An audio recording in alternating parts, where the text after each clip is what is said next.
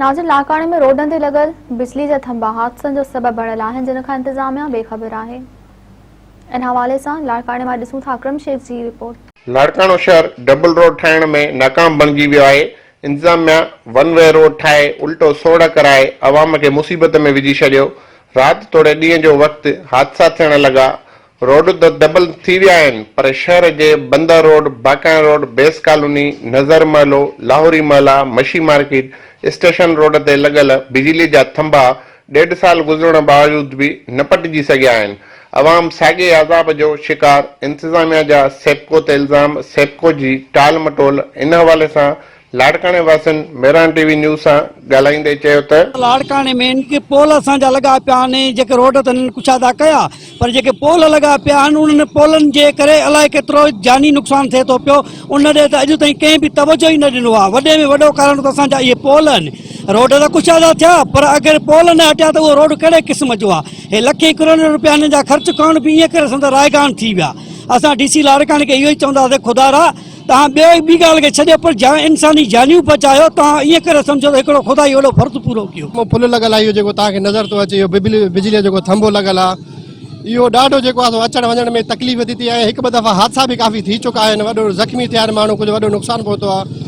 असां हिकु ॿ दफ़ा अॻे में इंतज़ामिया खे अर्ज़ु कयो त बाबा इहो थंभो महिरबानी करे विच रोड ते लॻल आहे, हिनखे हटायो वञे, पर उन बावजूदि माना को बि मुतहरिक का बि माना क़दम को बि कोन खयो अथनि।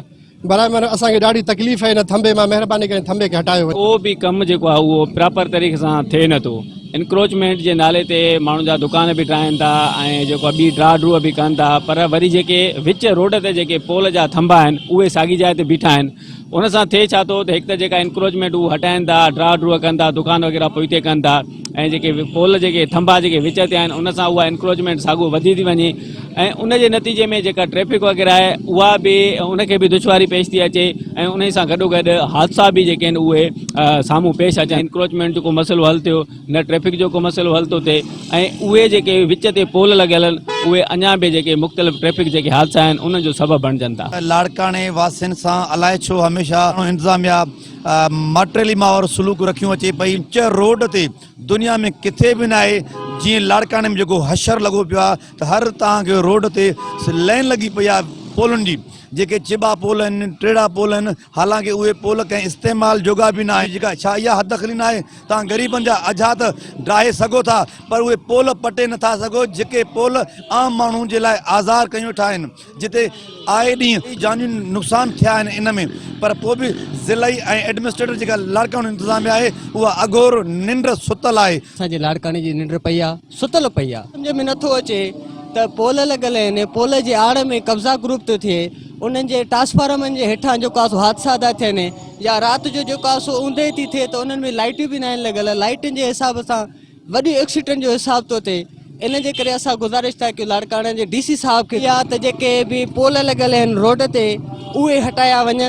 विच रोड ते पोल लॻल आहिनि, उन्हनि जो सिस्टम ग़लति आहे। हादसा मामूल बणियल आहिनि, राति जो लाइट हली थी वञे, को न को हादसो थो थिए।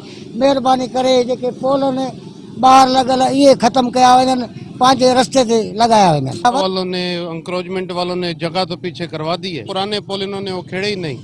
इसमें कभी चिंची आके लग जाती है, कभी रिक्शा लग जाता है। तो ये गुजारिश है, सही ये पूरे लाड़काने में यही मसला है, तो इंतजामिया से गुजारिश है कि ये सीधा काम करवाएं और लोगों के लिए भी सहूलत हो जाएगी। तो लाड़काणे में केतरनि मुख्य चौकनि जे लॻोलॻ केतरनि रोडनि ते जेको सो थंभा लॻा पिया आहिनि, उन्हनि थंभनि खे हिन वक़्तु उहे थंभा हटाया विया आहिनि।